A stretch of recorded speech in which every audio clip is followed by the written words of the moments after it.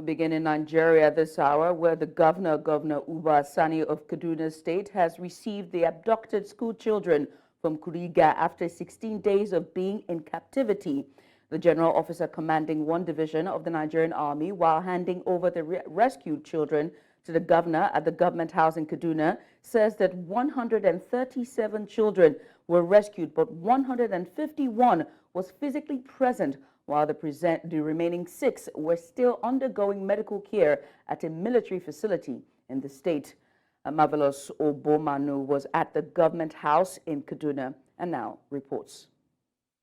It was almost termed a rumor or mere speculation when the military announced the rescue of the 138 kidnapped school children in Kuriga, located in Chikum local government area of Kaduna State. Parents and stakeholders concerned waited anxiously for their arrival.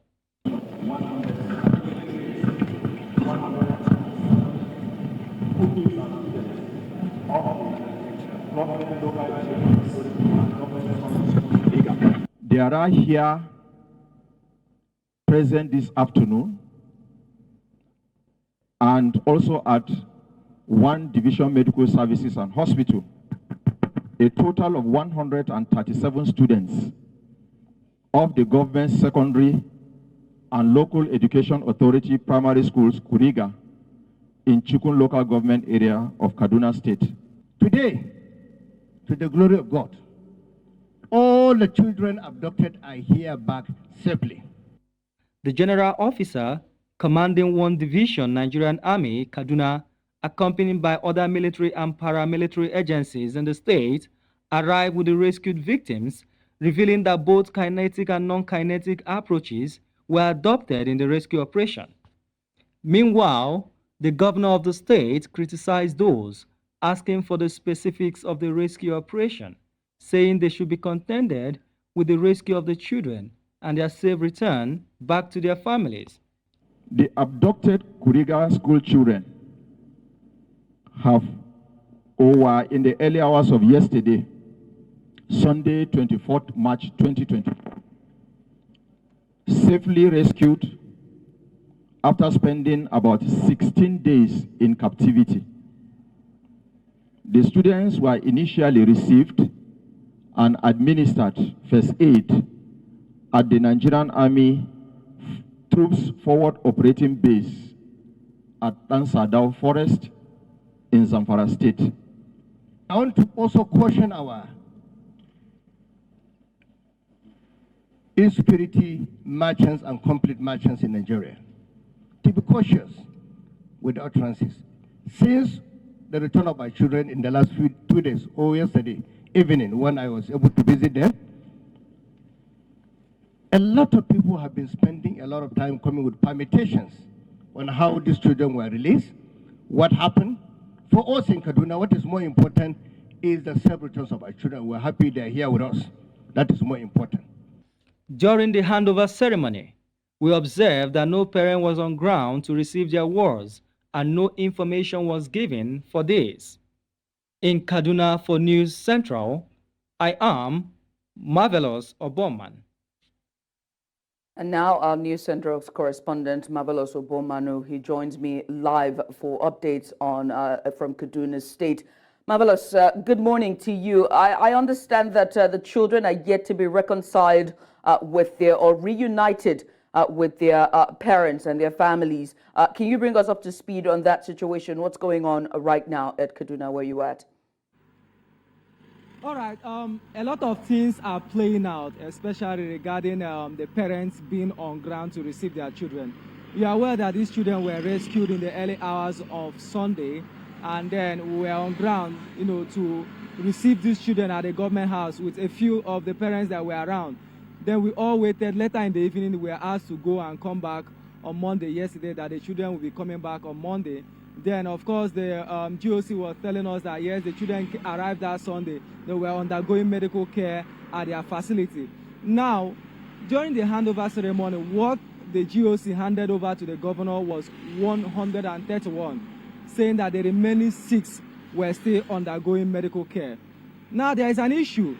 You're handing over people's children to the governor, And now the parents who are the owners of these children are not on ground to even identify if these children were theirs or not. Yes, children were abducted from their community, and then the abductors took them captive 16 days to Zamfara, far away Zamfara, 5 hours drive from Kaduna to Zamfara. Now these children have been rescued and brought back to the state. And now during the handover ceremony, the parents were not even on ground to identify if these children were theirs. These are serious, questions. People are asking, what if these children were mixed with other children that were kidnapped in different places, and probably during that raid, they were, released, and then you brought them to the state, and the parents are not even on ground to identify if these children were theirs or not. Now, what we are hearing later is that there might be a banquet today where the parents will come and receive their children or not, but that is still a rumor. We don't know for sure if that banquet will hold, and we don't know when these children will be handed over to their parents. Because I put a call across to one of the parents I had met when I went to the community, and he was even asking me, are the children back? Because they told them they will come back that yesterday, but they've not heard from them. He was even asking, when will the children be reconciled to them? When are they going, the government bringing back the children to them? So if the parents are not even aware that the children have gotten to the government house that yesterday, and are not even aware when the governor will be bringing the children to their community, or when they will be handed over their children to them, then it begins to boggle someone's mind. But, well, let's wait today and see whether these children will be handed over to their parents or not, and if the parents will identify the children, or if they will tell us there are still more in their captives then, because a lot of discrepancies in the figure. Earlier we were hearing 287, now we are going with 137. So these are some of the issues that are emanating since Sunday. Are there any updates on the remaining 6 that were receiving medical care? And also during the handover ceremony, were there any representatives from the Kuriga community during the handover? Just any representatives, say a head, a spokesperson, someone representing that community, or even the school, like teachers, principals, guardians and counseling teachers. Were there anyone that is close to that community there at the handover ceremony? I can confidently tell you there was none around during the handover ceremony yesterday. It was just the heads of security agencies, the top government officials, state house assembly members, media organizations, and then security agencies with the children. That was all that was on ground that yesterday. We didn't see any representative. That is why I'm telling you, even on Sunday, we had the village heads around that, Sunday. We have the traditional ruler of that particular local government, Chikum local government area.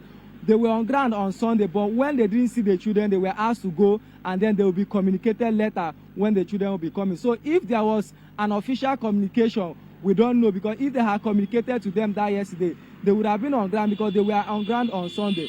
Then the remainder of the 6 children, the GOC said yes, they are undergoing medical care at their facility, and then when the medical examiner certified they are fit to go, the 6 will join the others.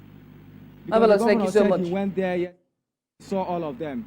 Marvelous, I appreciate you. Thank you so much. We'll make sure to come back to you for more updates as this story continues to unfold. But we appreciate you for doing this with us. All right.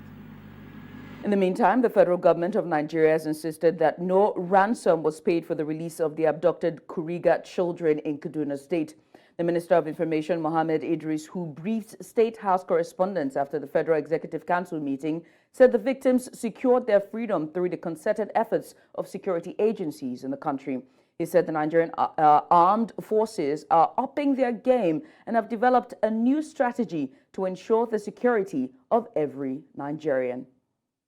Mr. President and members of Council, we're happy to note that as promised by Mr. President, these children were reunited or have been rescued from these captives. And as usual, and in keeping with the commitment of Mr. President, no ransom was paid. We are very grateful to the Federal Executive Council and Mr. President. Are very grateful to especially the National Security Advisor, the service chiefs, and all security agents who participated diligently in ensuring that these kidnapped children are united with their families. Government is determined to ensure that the lives and property of all Nigerians are protected at all times. And Mr. President has also charged security agencies to ensure that these kidnappings are brought to a halt finally in this country. Indeed, all those who are participating in this criminal act will be fished out by the security agencies and will never go unpunished.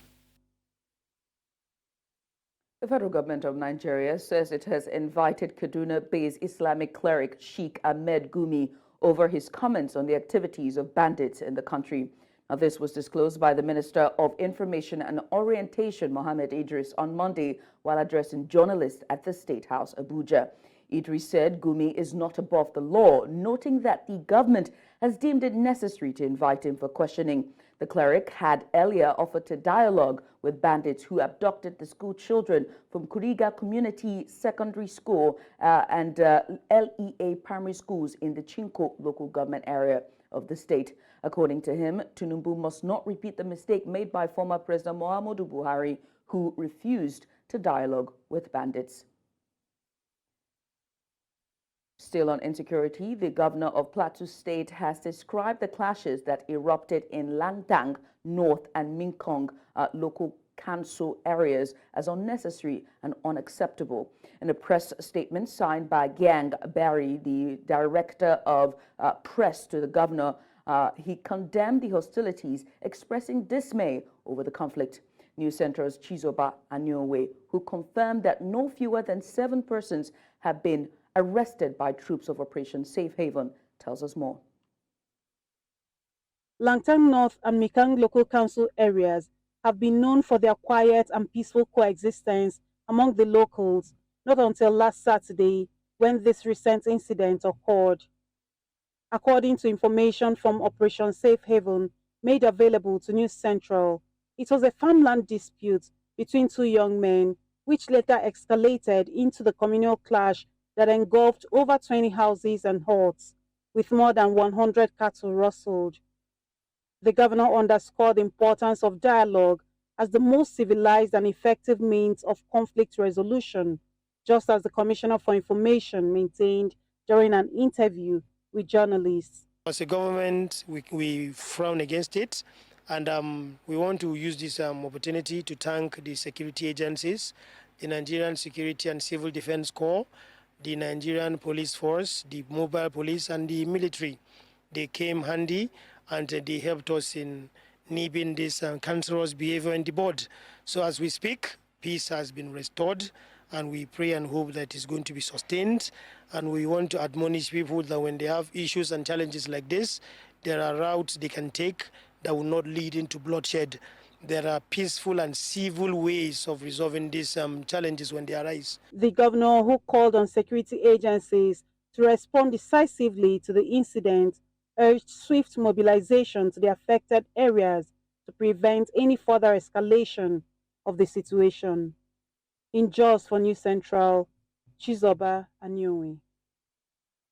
You're watching News Central now. We'll take a short break. Stay with us.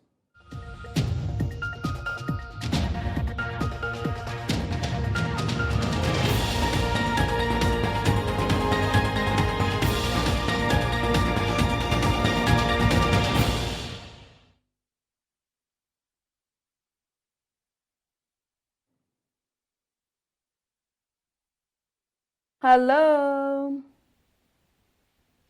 Good morning. Good morning, sir. How are you doing? I'm fine. You look so good. Well, I do my best. Yeah. But thank you so much for You're actually giving us the right things we needed in the country. Thank you so much. Which is what? This the news of these people that were rescued. Yes. You don't know how comforting it is. I traveled over the weekend throughout almost Niger State. Right. So the fear of this moving up and down, at least I have hope that the place is safer. Honestly, it's a very heartbreaking situation. I can only imagine what the children had to go through for the last 16 days. It's wild.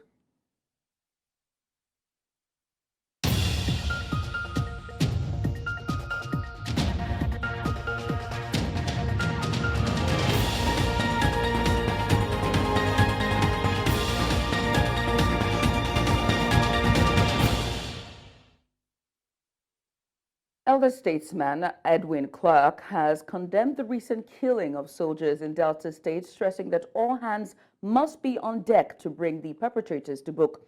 Chief Clark, while speaking on News Central, explained that such an act is barbaric and wicked, adding that the indigents of the small communities involved in the situation are not capable of committing such hideous crime. Now, while reacting to the statement that the soldiers were called to de-escalate tension between the two communities, the other statesman maintained that the people of Okuama and Okoloba are neighbors that have lived together in harmony for years. We need a new constitution or an amended constitution. And I do not expect that soldiers or military men or security forces will come to play in these two small communities. Let me make it very clear. Neither Okuama nor Okoloba has the capacity, the ability, and wherewithal to attack the soldiers who visited them in their town. I don't think they have those resources, and this is what it should be investigated, and those responsible to be brought to book. I think the federal government, and particularly the army or the military, should move faster. Okay. Because it's getting too long to know who are the people who did it. Even if you get one of them arrested or two. Yes, sir. Like what is happening? Chief Clark also pointed out that restructuring of the country must be at the forefront of the federal government's agenda to find a lasting solution to the existential crisis in the country.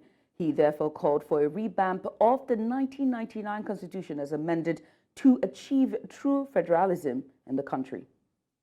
Amended Constitution, which will give us a true federalism system of government. But so the issue that today we have a constitution, 1999 Constitution, prepared by the army, handed over to us, and yet they said the voice of the people of Nigeria, the people say, no, we want a constitution where we are not copying the American system. We just talk about it. What is going on in Nigeria today? We have a unitary form of government where the president of Nigeria is the most powerful president in the world. He is an emperor. He is everything.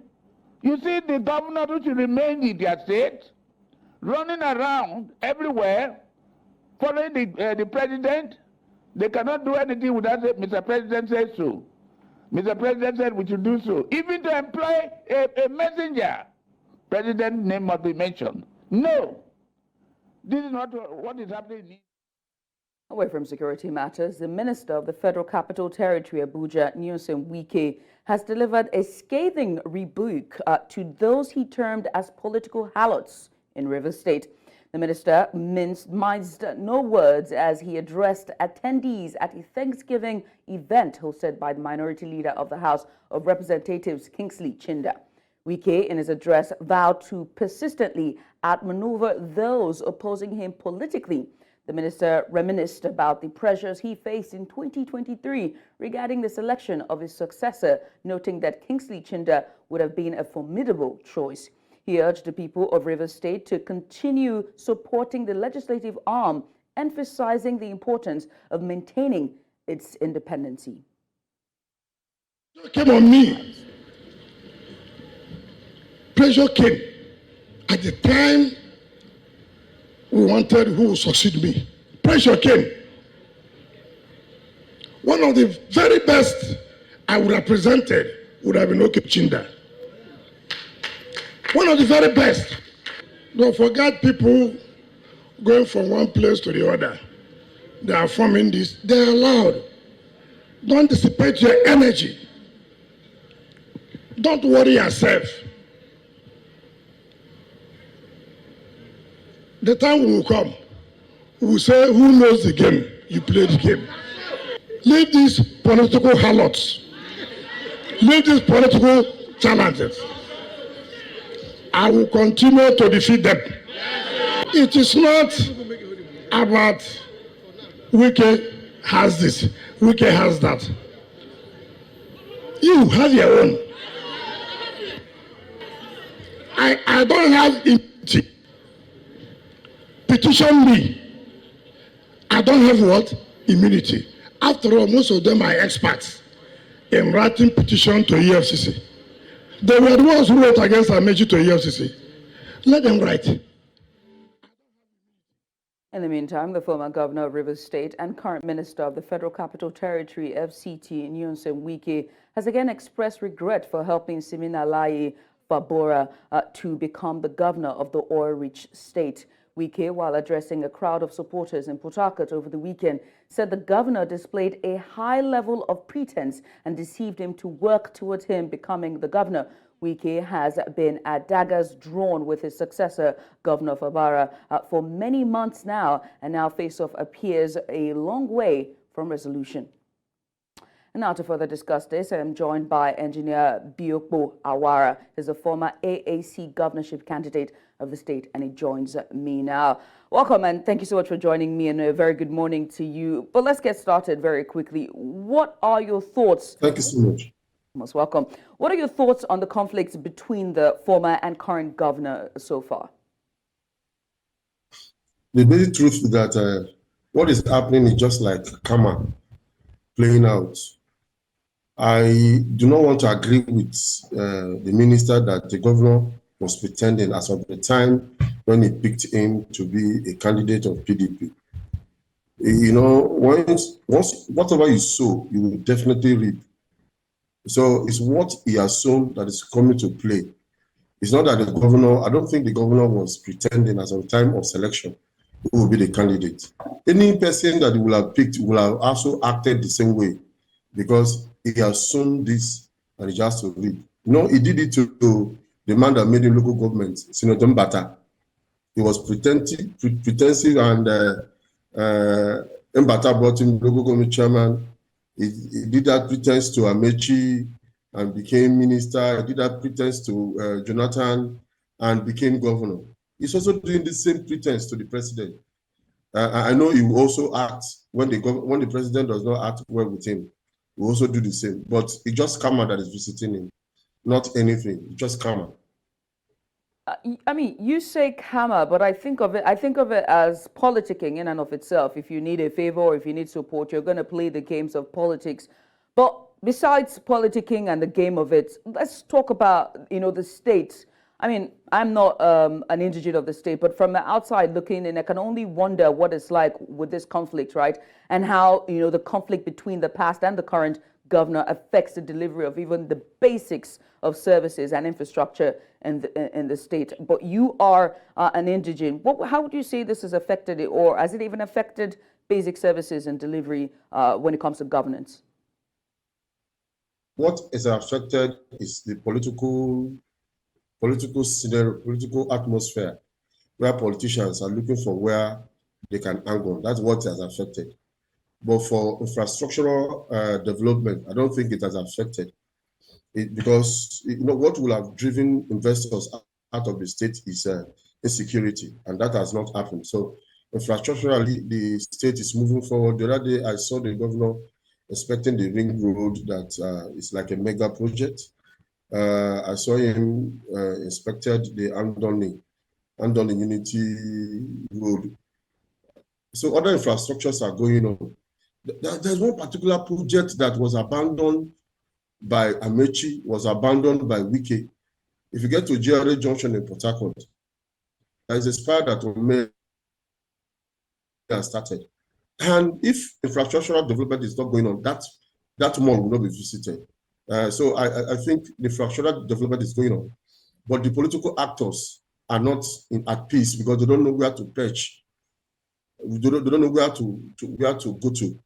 But even at that place, you can also see it because every day people are moving to the governor. I think it's a great concern for the minister. That's why he's ranting, but that's why he's complaining. That's why very soon you see him call media houses and be talking because it's actually pinching him. A resolution at the end of the day, right? I mean, with the conflict, with the headlocks that we see, how can the conflict be resolved in a way that it's beneficial to the people of Rivers State and does not further exacerbate, tensions? Is this even possible, given the current state of affairs?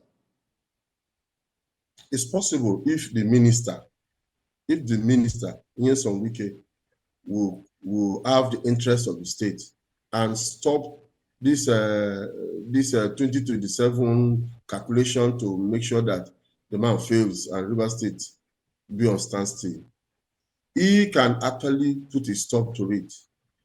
When local government chairmen started raising up their heads and he put a stop to them, at least they have stopped. So I think he has a big role to play in these conflicts to be resolved. For political scenario, I know that what he's afraid of, if he comes down of losing ground, he can still gain more ground, he can still gain pity from the people. But going on like this, he's been disliked. Let me not use the word hate. He's been disliked by Rivers people going on every day. But they gave him the same support when he was governor, and they showed this dislike to Amechi. So if he can come down from his high ox and come down to say, okay, Rivers first, then we'll have it best. It's not by witch hunting everybody that want to.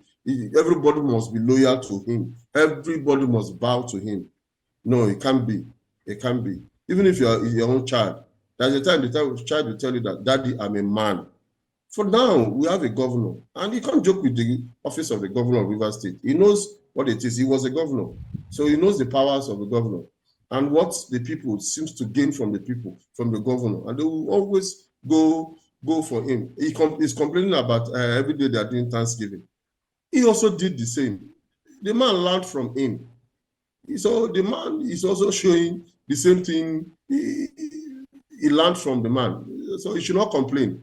When he was doing it, everybody was enjoying. They were playing music. It has come to his own corridor, so he should not complain and make sure that he fight from up. He should fight that is at the federal level. Project back to Rivers State.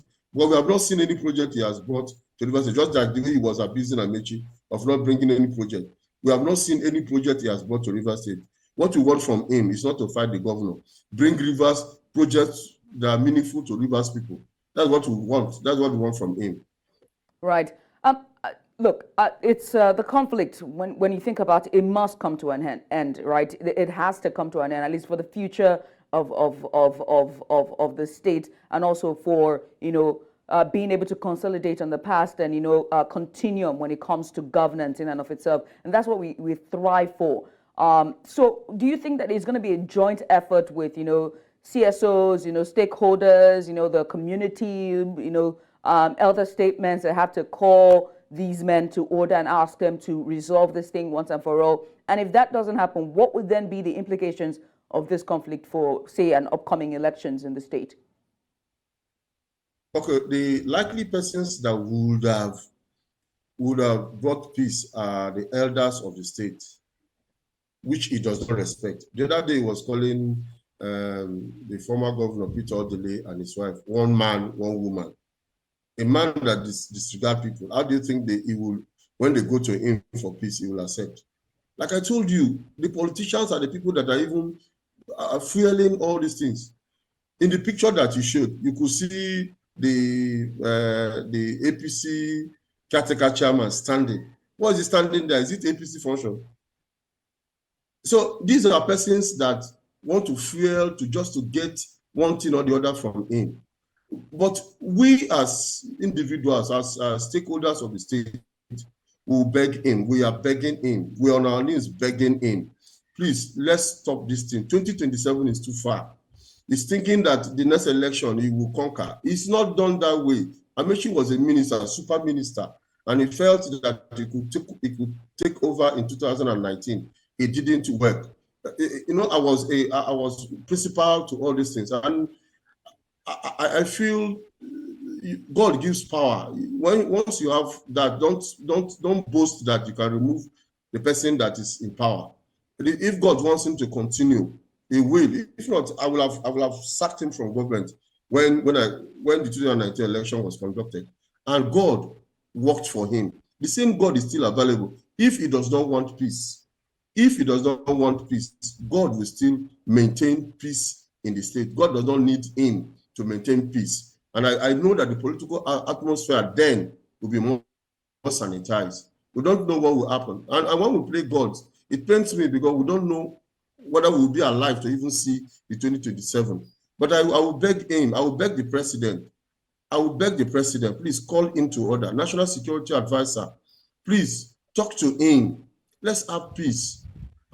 People are talking to the governor. The governor is always ready to have peace. The people of the state, they are waiting for him to come back as their illustrious son to have peace. But we don't want this fight or political struggle to tear the state the more. If you look at it now, the state is disintegrated in several parts. We have the ones that are following Odile, the ones that are following Wike, the ones that are following Amaechi, the one following Wike, now the one following Fobara. We don't need that. We need one state, one particular state, please. Engineer, thank you so much for joining me today. I appreciate you for doing this with us. The Nigerian government on Monday initiated proceedings against Binance, a cryptocurrency exchange platform, over tax evasion. The Federal Inland Revenue Service filed the charges on Monday at the Federal High Court in Abuja. The move is aimed at upholding fiscal accountability and safeguarding the nation's economic integrity. The lawsuit alleges that Binance failed to meet its tax obligations, including non-payment of value-added tax, company income tax, and failure to file tax returns. Additionally, the company is accused of aiding customers in evading taxes through its platform. The FIRS emphasizes that Binance's failure to register for tax purposes and comply with Nigerian tax laws constitutes a violation of legal requirements. And now to join me is the CEO, Trader Father, Sheung Dania. Sheung, thank you so much for coming on. Let's get started, shall we? The charges against Binance include non-payment of value-added tax, company income tax, failure to file tax returns. But can these be paid since it never had physical presence in Nigeria? So taxation in digital age is very, very dicey. It's not the same as traditional taxation, you know. So for a company that doesn't have a physical presence in Nigeria, it's sort of like a gray area, you know. So I think they're better off, you know. Binance pretty much just facilitated trades for Nigerians. You know, Nigerians were able to access their servers and their systems in the absence of no rules or no regulations. It would have been difficult for them to say whether or not their services were supposed to be provided to Nigerians. Like if in the US case, they say it was clear that the US came out with regulations, or I mean some rules early enough to let exchanges know that, well, if you're going to be making any business, if you're going to be doing any business for people resident in the United States, you needed to be registered in the US. So that's why you had the case where they had Binance US, even like with the FTX that's defunct now. You had FTX US and then FTX International. So the ambiguity and the lack of Nigerian government to actually move fast and make rules made it very difficult for you to establish whether or not they should pay taxes. But on the traditional scene, they don't seem to owe any taxes to the Nigerian government. But the negotiation can actually be worked out, in my opinion. Right. Very tricky one indeed. But let's just note here that Binance is being charged with complicity in aiding customers to evade taxes through its platform. Would Nigeria need the aid of the United States to enforce this and other claims? So Binance is currently going through a lawsuit in the United States, there's certain things sort of like around this. To get an international cooperation, yeah, it will be needed. They can collaborate in terms of seeing if they have broken any laws in Nigeria. And the US, they can partner with the US or other countries, help trace transactions or user data that's, all Nigerians. Well, it depends on the specific charges against them and against the individual users. In my opinion, I believe that cryptocurrencies generally were built to evade to go against the traditional financial system. Any smart government would, instead of fight and try to fine and tax, they're better off, partnering with these institutions, with these companies who already have KYC data, in order to be able to move, in order to set rules and be able to ensure that they can get taxes and whatever things moving forward. Because what are the other options? You chase away the institutions who are operating by certain standards, and then everybody defaults to the black markets where the government definitely has no oversight whatsoever. Well, Sheung, thank you so much for coming on. We are going to continue to follow the Binance story for more updates as it continues to unfold. But Sheung, we appreciate you for doing this with us. Thank you for having me. Sheung Daniel, the CEO of Trade Father, and he joined me to discuss the Binance tax evasion story. We move now to Senegal, where Bassirou Diomaye Faye, in his first public appearance since securing the presidency, has expressed his firm commitment to steering Senegal in a new direction. Faye emphasized that his election victory symbolized a decisive break from the existing political order, signaling a desire for change among the Senegalese people. Addressing concerns about international relations, Faye reassured foreign partners that Senegal would remain a steadfast and trustworthy ally for nations seeking constructive and respectful collaboration. He pledged to foster virtuous and mutually beneficial partnerships while upholding Senegal's interests on the global stage. In a conciliatory gesture, Faye spoke of his intention to mend divides within Senegalese society, emphasizing the need to unite hearts and minds for the nation's collective well-being. He promised to diligently work towards fulfilling the aspirations kindled by his election, striving to translate promises into tangible progress for the Senegalese populace. Cette élection est intervenue dans un contexte marqué par une crise préélectorale qui aura coûté des vies, qui aura fait de nombreux blessés, qui aura vu de nombreux patriotes emprisonnés. Nous entendons. The Senzo Miyiwa murder trial has adjourned for recess. The 5 accused will take their familiar sports on the benches of the Pretoria High Court as the matter kicks off on the 15th of April 2024. Before the adjournment, accused one's alibi again came under scrutiny after a road traffic management cooperation investigator cast aspersions on Muzi Sibiya's whereabouts in 2014. Sibiya claims he was not in Guatang that year, but Nati's records show he was. His defense also insisted that accused number 1, Muzi Sibiya, was not in Gatang when the Bafana captain was murdered. Sibiya and 4 other accused are on trial at the High Court in Pretoria for the murder of Miyiwa. And Miyiwa was shot and killed in 2014 while at Kali Kumalu's parental home in the East Rand of Gatang. And now to discuss this further, I'm joined by a law expert at Law Clinic University at Johannesburg, Romeo Hart Elton. Romeo, thanks for coming on. Let's get started, shall we? This trial has joined once again with a lot of controversy and no clear direction of where it's going. What are your thoughts on this? No, indeed, we just came out of a lengthy trial within a trial where the confessions was ruled to be admissible that was allegedly made by accused 1 and 2. And now we're going into the trial, and the state has now called a road traffic management corporation investigator to come and give evidence in court. But for me, I believe that the defense counsels were supposed to be more diligent in their cross-examination of this witness, because how our system works is that I would give an address to the Road Traffic Management Corporation where I want my vehicle's administrative documents to be delivered. But in the interim, I could move to 3 different places and not change it. And there's nothing in the law that says I must change it immediately. And they're trying to use that information, the innatest information, to try and pinpoint to say, at the time when the crime was committed, Muzisibia was in Johannesburg, Gauteng.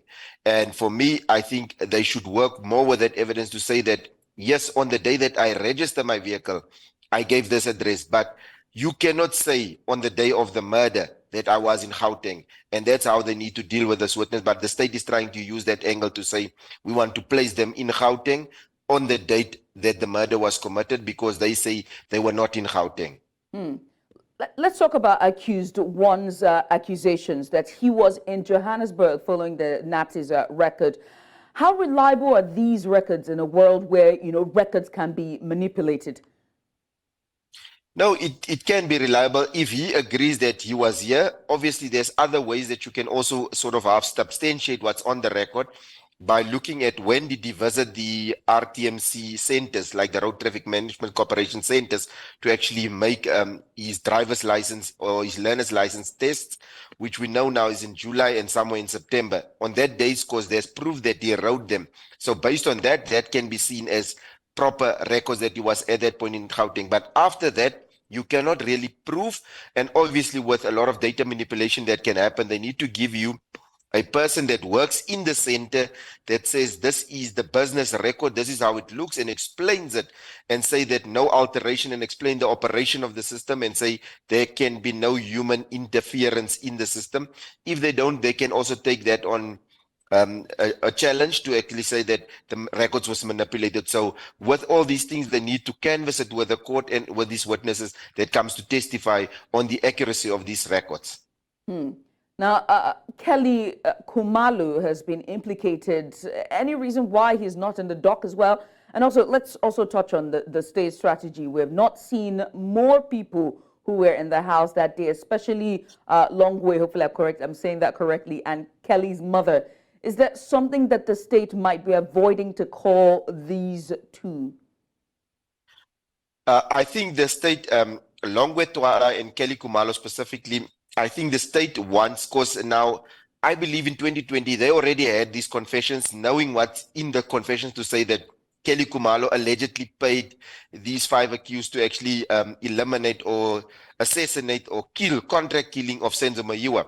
So they had that knowledge. Now, I think the state was worried that the court might rule that these confessions was inadmissible, and hence they first had to get these confessions to be admissible. Now they can rely on the evidence there and try and actually get a conviction, convict these 5 guys on the confessions with other circumstantial evidence, like the ones for the Traffic Road Management Corporation, that they want to bring there to convict them. And once they get a successful prosecution here with these 5 guys, then they can now charge Kelly Khumalo using the evidence that was already tried and tested, in this case, against her, to also sort of have charge her and prosecute her successfully. But if the prosecution in this case fail, it means that Kelly Khumalo will never stand trial. So that is the predicament, and I think that is the state's strategy, to say we first want to deal with these first 5. That was the executioners, if one can use that word loosely. And once we get the executioners found guilty, successfully prosecuted, now we can go after the mastermind, who we believe is Kelly Khumalo and maybe Longwe Twala, because I think by now they would have called Longwe Twala, but I think there's also an issue as to where the gun came from, who was involved. So there's also issues with the gun, and hence they don't want to call Longwe Twala. Romeo, thank you so much for coming on. We appreciate you for answering our questions today. Thank you. You can send your eyewitness reports to the WhatsApp number on the screen. Do follow us on social media. We're at News Central TV. You can also watch News Central live on DSTV channel 422, StarTime channel 274, Apple TV, and YouTube. Many thanks for watching. I'm Judith at TV.